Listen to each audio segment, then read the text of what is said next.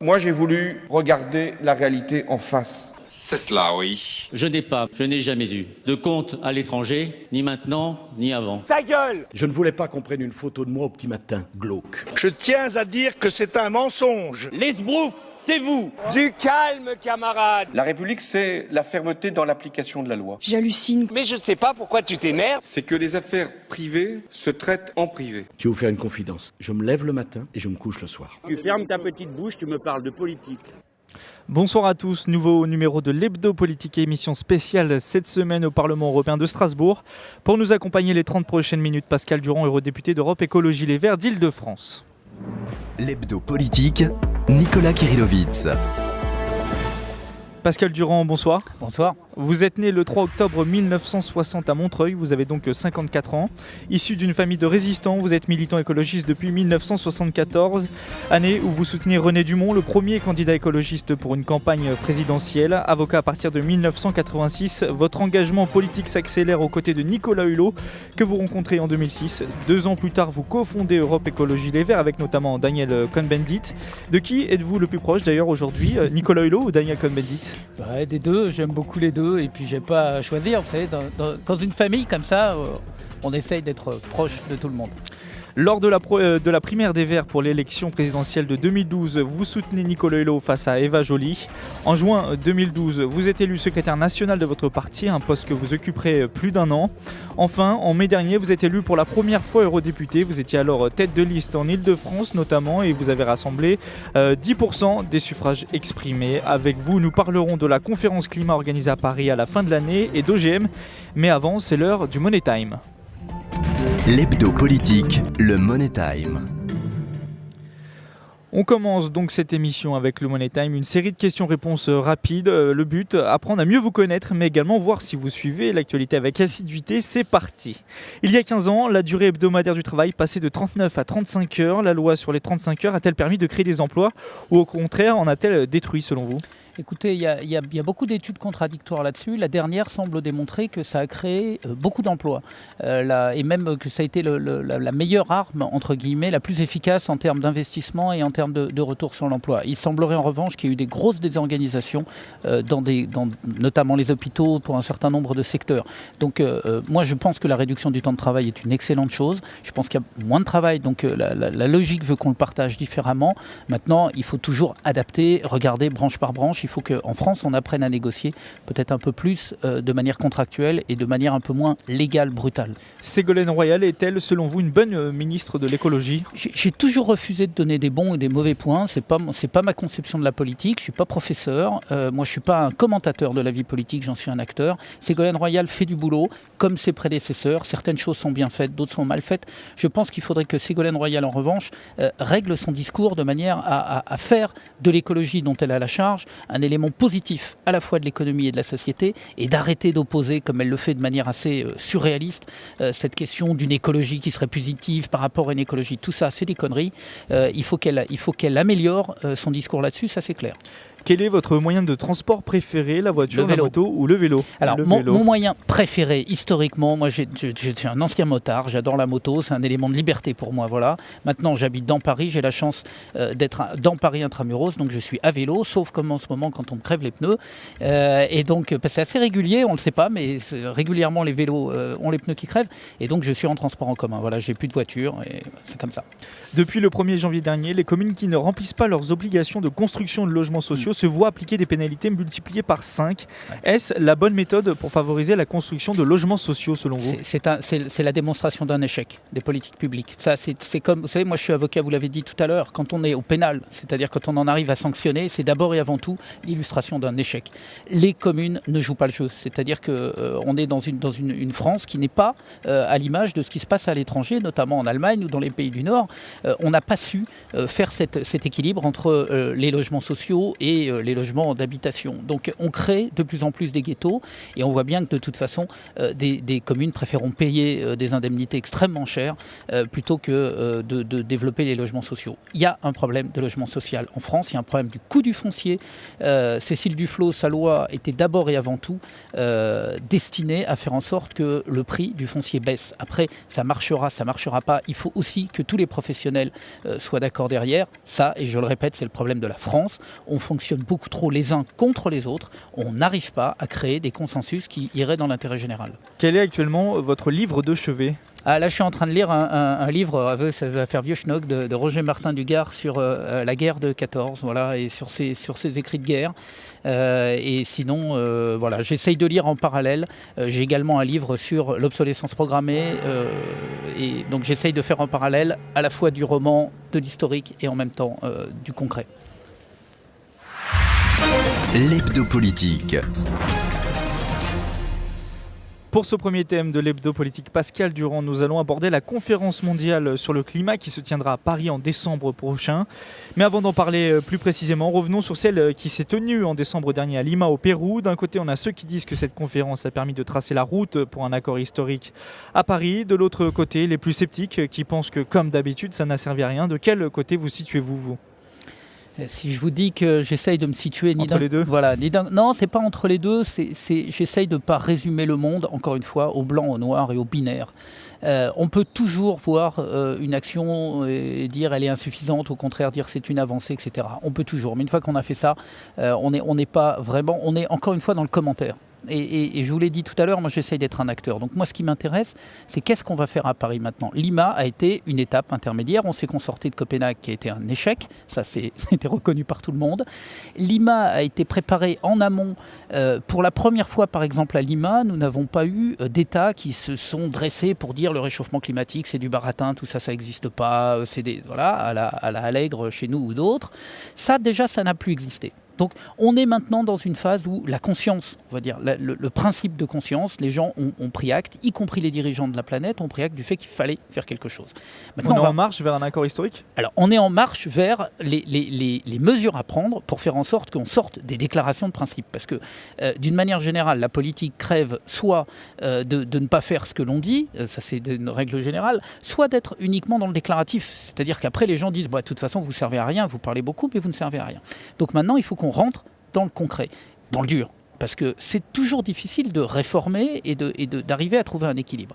Pour ça, déjà, il y a eu une avancée. Les États-Unis et la Chine, pour la première fois. S'il y a un accord bilatéral. Et donc, c'est très important, parce que ce sont évidemment deux pays les émetteurs. Deux plus gros pollueurs du monde. Voilà, l'un qui va en plus monter en charge de plus en plus, et l'autre qui, avec ses délires autour des gaz de schiste et autres, est en train, j'allais dire, de ne pas améliorer la logique par rapport aux énergies fossiles, et c'est un euphémisme. Donc, on est là dans une avancée majeur. Par ailleurs, je crois que les gens commencent à comprendre, les dirigeants aussi commencent à comprendre qu'il faut des actions différenciées. On ne peut pas demander. L'Europe là-dessus, mais pas simplement l'Europe, a souvent été arrogante. C'est-à-dire qu'on est arrivé en disant, écoutez, voilà, aux pays du Sud, en gros, on leur a pillé leur énergie pendant des siècles, et puis maintenant on arrive et puis on dit, voilà ce qu'il faut que vous fassiez. Ça ne marche pas. Ça ne marche pas parce qu'ils disent, mais attendez, on a le droit, nous aussi, à un certain niveau de développement. Donc il faut qu'on arrive à intégrer le fait que c'est à nous de faire des efforts d'abord majeurs, c'est à nous d'aider les pays, notamment du Sud, en finançant par le Fonds vert, je suppose qu'on va peut-être en reparler, ouais. Et donc il y a des mesures concrètes à prendre. Et puis après, il y a le fait d'écouter aussi ce qu'eux nous disent, comment on peut trouver ces équilibres et cet accord. Ça, alors, c'est très important. On parlait de l'accord bilatéral entre les États-Unis et la Chine. Il prévoit pour les États-Unis une baisse des gaz à effet de serre de 26% en 2025 par rapport à 2005 et que la Chine commence à baisser ses gaz à effet de serre en 2030.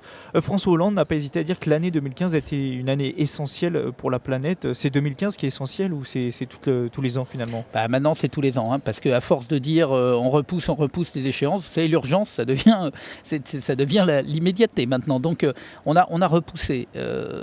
François Hollande a raison de dire que l'année 2015, parce qu'il y a la conférence à Paris, et qu'elle va avoir, quoi qu'il arrive, des effets extrêmement importants, soit par son échec, et là, dans ce cas-là, on va rentrer dans une phase dramatique, soit par sa réussite.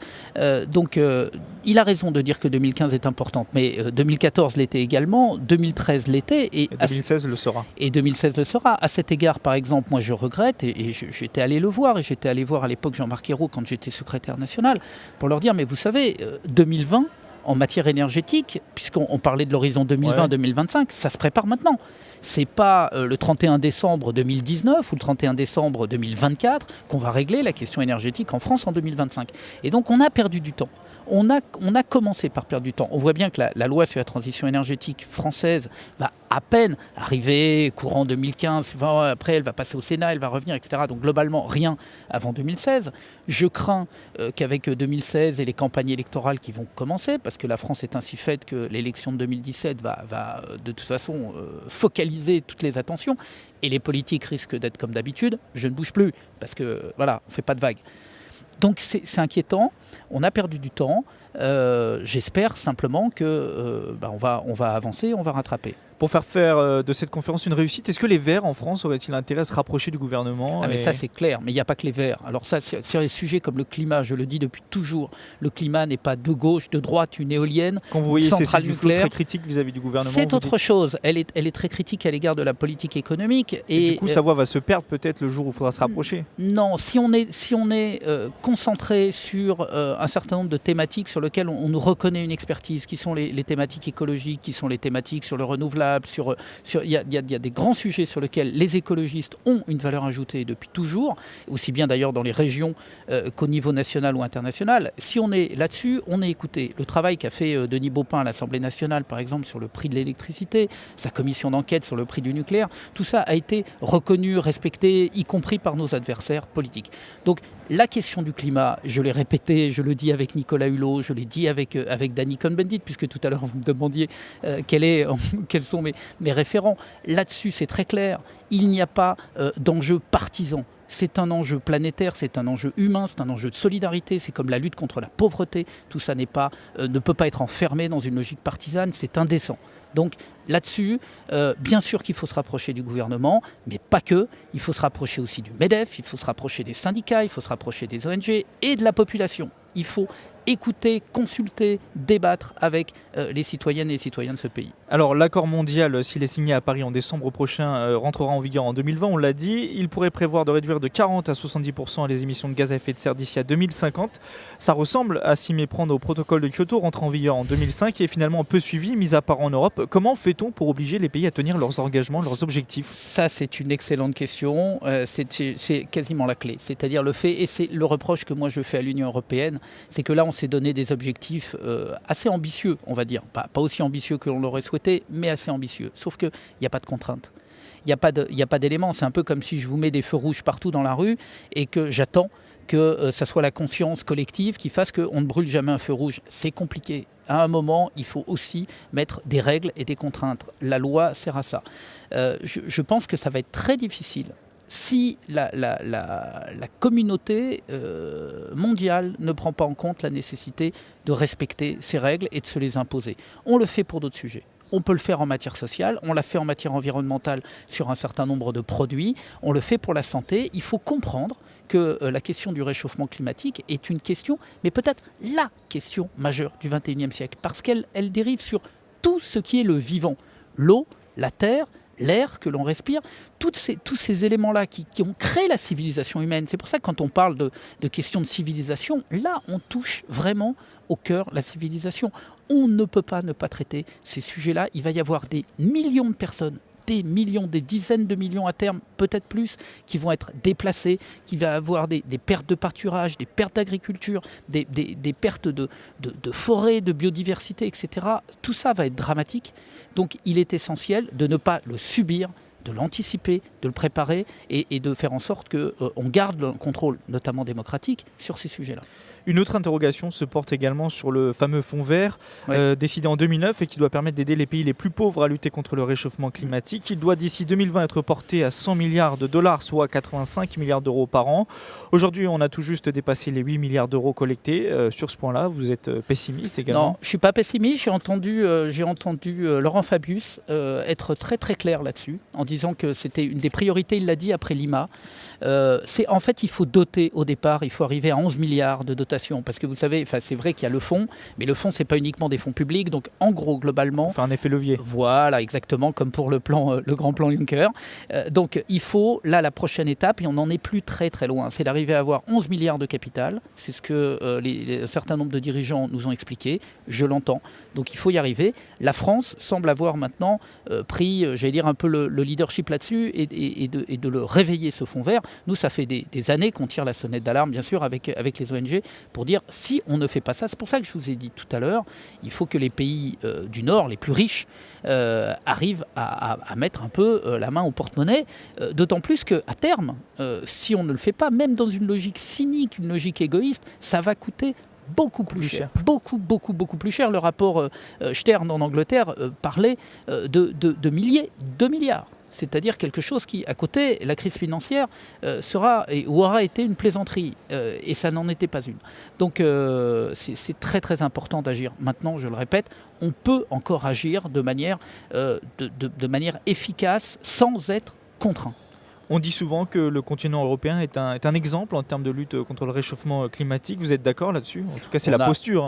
Oui, non, c'est pas que la posture. Habituelle. On a effectivement un continent qui essaye de montrer l'exemple. Maintenant, on voit bien qu'en période de crise, quand l'énergie augmente et qu'on n'a pas pris soin, effectivement, d'essayer de travailler sur les énergies renouvelables, sur l'indépendance énergétique, on voit bien que les gens se laissent tenter par des énergies fossiles dramatiques, comme le charbon.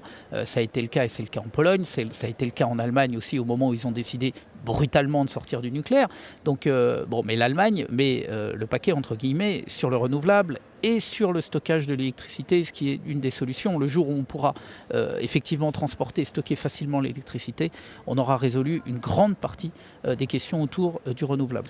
Que pensez-vous de la décision de la Commission européenne d'abandonner le paquet sur l'économie circulaire qui comprend notamment des lois sur les déchets ? La nouvelle Commission souhaite une autre loi plus ambitieuse. Vous y croyez, vous, à ça ? Alors, je vais vous dire clairement, je vais être trivial, c'est une énorme connerie. C'est-à-dire qu'on est dans un décalage... C'est pour faire mieux encore. Oui, non, mais celle-là, je la connais. Celle de j'arrête quelque chose et puis on verra bien, on en parlera. Et puis en réalité, on sait très bien que ça va l'enterrer. C'est stupide. C'est stupide. D'abord, j'espère que ça n'est pas encore le cas, parce que moi, j'en ai déjà parlé avec M. Timmermans. Voilà, il faut que ça... On ne sait jamais. C'est l'idée en tout cas. Mais c'est stupide, parce qu'on sait très bien qu'à un moment, toucher à ça, ça veut tout simplement dire, par exemple, ne pas prendre en compte le fait que les ressources naturelles sont de plus en plus rares et de plus en plus chères, et que par ailleurs, elles nous rendent de plus en plus dépendants des autres. Or, l'économie circulaire, c'est un nom un peu barbare pour simplement dire on recycle. Par exemple, il y a des projets, 85% des pièces des véhicules automobiles, je dis bien 85%, doivent être recyclables. Mais recyclable, ça ne veut pas dire recycler. En l'état, on balance à la casse, on ne recycle pas, on n'utilise pas. C'est une mine d'or qu'on est en train de faire disparaître, alors que là, on a la capacité de rendre l'Europe, la France, de relocaliser des emplois, de recycler sur nos territoires, donc de redonner du travail à notre industrie, à nos ouvriers et à nos cadres. Donc, et on s'en prive au motif que ça n'est pas une priorité. Je pense que c'est une aberration. J'ai dit tout à l'heure, c'est stupide. Il faut comprendre que l'économie du XXIe siècle doit être sobre en ressources, elle doit être différente, elle doit faire travailler autrement nos bureaux d'ingénieurs. Et donc il faut qu'on pense le cycle de production différemment. Et l'économie circulaire est une des clés de ce nouveau cycle. Selon vous, quelle est la mesure urgente que devrait adopter l'Union européenne pour améliorer sa politique environnementale et de lutte contre le réchauffement climatique ? S'il y avait une mesure à prendre tout de suite, si vous aviez une baguette magique, j'ai envie de dire. C'est de mettre en place une communauté, revenir à la communauté européenne de l'énergie. Vous savez, le CECA, c'est-à-dire de poser comme principe... La première politique européenne. Exactement. C'est de poser comme principe qu'on ne s'en sortira pas les uns contre les autres ou les uns sans les autres. C'est de dire quelle est la politique énergétique que veut l'Europe à l'horizon 2025, 2030, 2035. Parce que ça se prépare. Et effectivement, si c'est l'autonomie, c'est-à-dire faire en sorte qu'on arrête... globalement, c'est 400 ou 500 milliards d'importations d'énergie fossile tous les ans qui part en pure perte parce que c'est importé au sein de l'Union européenne, alors qu'on pourrait mettre ces 400 ou 500 milliards dans le développement d'énergie propre et surtout qui rendrait l'Union européenne autonome. Totalement autonome. Ça nous donnerait un poids aussi beaucoup plus fort dans le concert international si on ne dépendait plus des importations des uns ou des autres. Donc si, c'est vraiment une des priorités, c'est de dire, c'est la lutte contre le réchauffement climatique est une priorité mondiale planétaire, et 2, donnons-nous les moyens de faire en sorte que l'Union européenne soit autonome en termes énergétiques. Pascal Durand, je vous propose de faire une pause musicale. On se retrouve dans quelques minutes pour parler OGM. L'hebdo politique, Nicolas Kirillovitz. De retour dans l'hebdo politique en compagnie de Pascal Durand, eurodéputé Vert d'Île-de-France. Intéressons-nous à présent aux organismes génétiquement modifiés, plus connus sous le nom d'OGM. Les pros et les anti-OGM s'affrontent sur leur dangerosité. La communauté scientifique est divisée. En France, la culture d'OGM n'est pas autorisée alors que l'importation et leur utilisation l'est. Si le taux d'OGM dépasse 0,9% dans le produit fini, l'étiquetage doit le signaler. Récemment, les députés européens ont voté un accord concernant leur culture, un accord qui permet aux États européens de rester maîtres en la matière concrètement. Même si la Commission européenne autorise la culture d'une variété, les États membres pourront l'interdire sur leur territoire. Ce dossier est vieux, il date de presque 5 ans. Pascal Durand, est-il enfin temps de trouver une solution et de clôturer le débat? Il est alors clôturé certainement pas, parce qu'on a encore beaucoup de choses à dire. Sur ce point-là, en tout cas. Non, parce qu'on attend de la Commission, on attend de M. Juncker qu'il fasse ce que M. Barroso n'a pas fait, c'est-à-dire une réforme très claire des procédures d'évaluation des OGM, parce que ça, c'est un vrai sujet. Maintenant, ce que vous me dites est sur le texte qui a été voté la semaine passée au Parlement européen. La difficulté, là aussi, que nous avons, c'est une difficulté de principe. C'est-à-dire que l'Europe, encore une fois, a failli. Vous savez, moi je suis un Européen convaincu et je pense que c'est au niveau du continent qu'on doit résoudre les problèmes. À chaque fois qu'on renationalise une politique, on échoue. Tout simplement parce que derrière, il y a le marché intérieur. Donc, le marché intérieur qui fait que les produits peuvent circuler librement. Donc oui, on a là, j'allais dire, un mauvais compromis. Un compromis qui permet de dire, écoutez, les OGM, globalement, c'est autorisé sur le territoire européen, parce que c'est ça quand même que dit ce texte, mais les pays pourront individuellement, sur des critères sanitaires, etc., refuser la culture.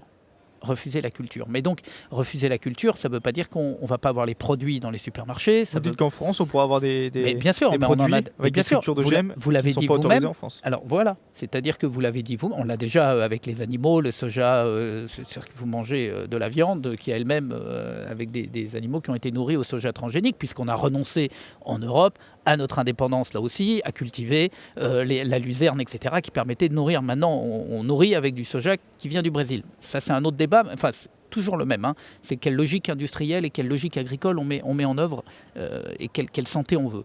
Mais donc là, on va arriver à effectivement la France qui va continuer à interdire les cultures d'OGM, et ça, c'est une bonne chose. Sauf que l'étiquetage des produits est une garantie extrêmement faible, parce que l'étiquetage n'est pas très clair. Qui prend le temps?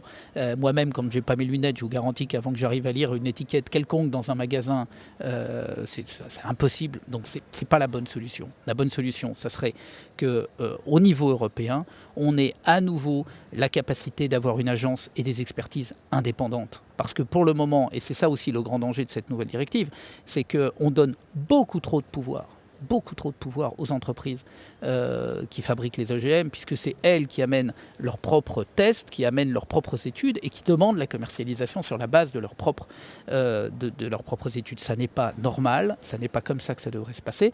Donc ça, on attend une réforme de Juncker. C'est pour ça que je vous disais tout à l'heure, ça n'est pas fini.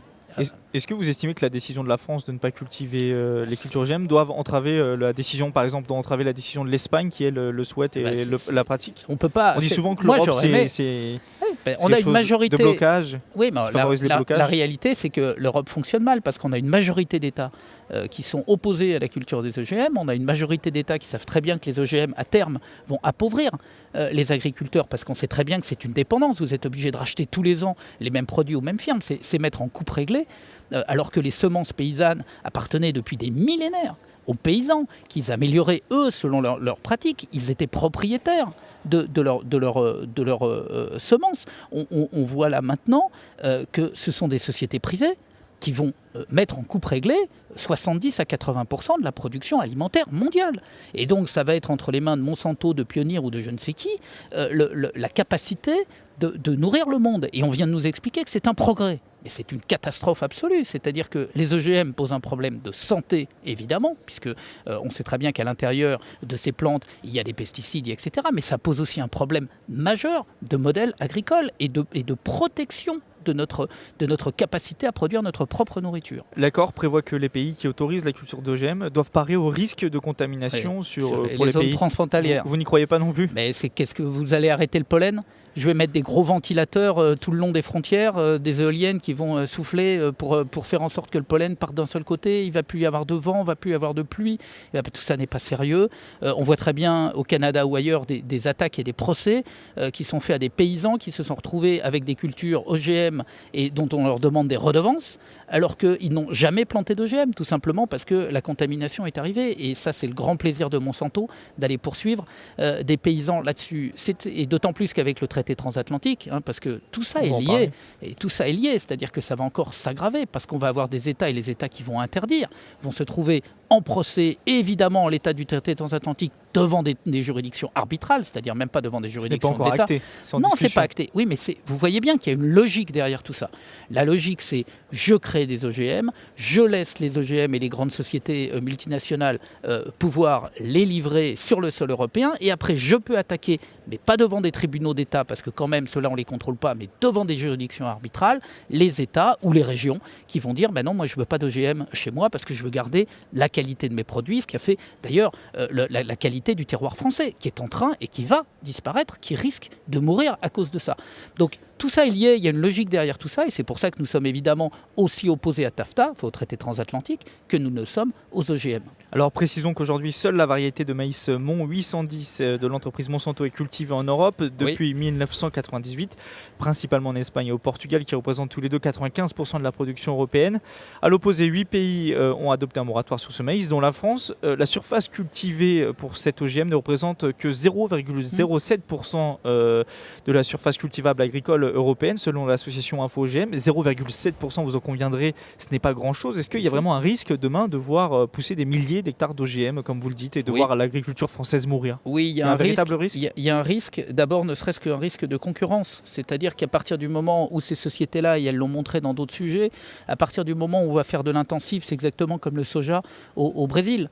C'est pas 0,07% des terres au Brésil qui sont affectées au soja transgénique, ce sont des milliers d'hectares. Et donc après, il y a une question de coût.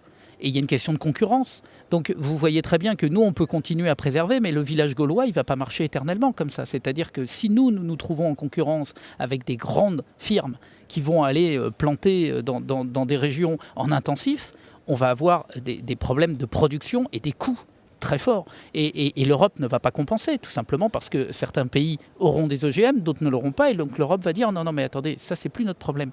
Donc bien sûr que c'est très dangereux. Et par ailleurs, vous l'avez dit, on est à 0,7%, donc c'est le bon moment de rester à 0%.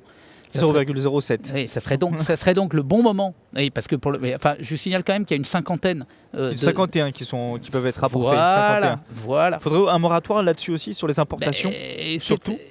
Mais moi, je suis pour un OGM free total. C'est-à-dire que moi, je considère que les OGM, non seulement n'apportent rien, il n'a jamais été prouvé en plus, contrairement au matraquage de communication qu'on essaye de nous faire croire, que la productivité est meilleure, qu'ils peuvent mieux résister, etc. Ça n'est pas vrai, mais c'est la seule volonté, c'est que ça permet à certaines firmes de gagner énormément d'argent sur la dernière chose quasiment qui reste, c'est-à-dire nourrir le monde.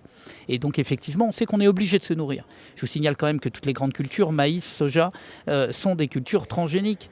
Le riz maintenant, et donc on arrive à avoir c'est globalement à terme 60 à 70% de la production qui risque d'être mise sous la coupe de quelques grandes entreprises. Alors c'est juste insupportable. On l'a dit tout à l'heure, la question des OGM apparaît également dans le dossier du traité de libre-échange entre les États-Unis et l'Europe. Les États-Unis, le pays qui cultive le plus d'organismes génétiquement modifiés. La Commission européenne a déclaré que seuls les OGM autorisés par l'Union européenne seraient importés. Vous ne la croyez pas? Vous pensez qu'on va se faire envahir? Si elle l'a dit. Si elle l'a dit, alors c'est vrai, c'est comme quand c'est écrit dans le journal. Non, je ne crois pas. Je ne crois pas que ça va s'arrêter parce que je crois que le traité... C'est une ligne rouge aujourd'hui pour vous ? Le traité transatlantique, notamment la question des OGM. Mais il n'y aura pas que celle-là. Il y a toute la question des normes. Pourquoi est-ce qu'on fait ce traité transatlantique ? Posez-vous la question. Je veux dire, 40% du commerce mondial actuellement se trouve entre l'Union européenne et les États-Unis. Il n'y a pas de problème de commerce. Je veux dire, vous vous promenez dans la rue, vous voyez des banques américaines, vous voyez et pareil. Donc ça n'est pas ça qui est en cause. Les droits de douane, c'est à peu près 3%. En moyenne. Donc ça n'est pas non plus les droits de douane. Donc qu'est-ce qu'ils cherchent à travers ce traité ? D'abord et avant tout... Ceux qui défendent plus de croissance également. Oui, c'est parce que vous pensez que c'est en libéralisant, je veux dire, ça marche tellement bien, on voit que le chômage est tellement en baisse dans l'Union européenne que ça, effectivement, je pense qu'ils devraient continuer ces politiques-là, elles marchent. Non, la réalité, c'est que ils veulent attaquer les dernières barrières qui restent par rapport aux normes, notamment les normes sanitaires, et que les grands groupes, dans les deux sens d'ailleurs, c'est pas une lutte États-Unis contre l'Europe, parce que Veolia attend pour pouvoir attaquer le marché de l'eau, voilà, bien sûr. Donc ce sont les grands groupes qui sont en train d'essayer de faire sauter les dernières normes qui restent. C'est-à-dire ce qui a fait l'équilibre de l'Union européenne, c'est cette recherche d'un équilibre entre l'économie, mais en même temps la santé, l'environnement, le bien-être, le social, c'est-à-dire d'essayer d'équilibrer tout ça. Ce qui n'est pas le cas de tout un tas d'autres pays, que ce soit la Chine, que ce soit l'Inde, que ce soit les États-Unis. Donc nous, on a essayé de faire ça. Et c'est ça qu'ils essayent de faire sauter. Parce que du jour où il y aura le traité transatlantique, ça deviendra la norme mondiale. Et ça sera mis en coupe réglée. Et effectivement, ça ne peut qu'abaisser les normes européennes. Donc moi, je suis pour que nous préservions les normes, même qu'on les améliore, et qu'on fasse en sorte de l'Europe, qui est le plus grand marché au monde, que l'on fasse de cet espace-là un espace où prime, encore une fois, les critères de bien-être, de santé, d'environnement, et que la production soit conforme à ces éléments-là. Et c'est pour ça que je vous disais tout à l'heure, et on y revient, qu'il faut relocaliser, qu'il faut réutiliser, qu'il faut recycler. C'est-à-dire qu'il faut essayer au maximum de rester sur ce qui a fait la réussite de l'Europe. L'hebdo politique, Nicolas Kirilovitz. C'est la fin de cet hebdo politique. Merci Pascal Durand d'avoir été notre invité. Je le rappelle, vous êtes eurodéputé d'Europe Écologie Les Verts d'Île-de-France. Cette émission a été enregistrée au Parlement européen de Strasbourg. Merci aux équipes techniques. Vous pouvez retrouver l'hebdo politique en podcast, audio et vidéo sur radiosensation.fr. Je vous donne rendez-vous dimanche prochain à 18h. D'ici là, bonne fin de week-end à tous et bonne semaine. L'hebdo politique sur Sensation.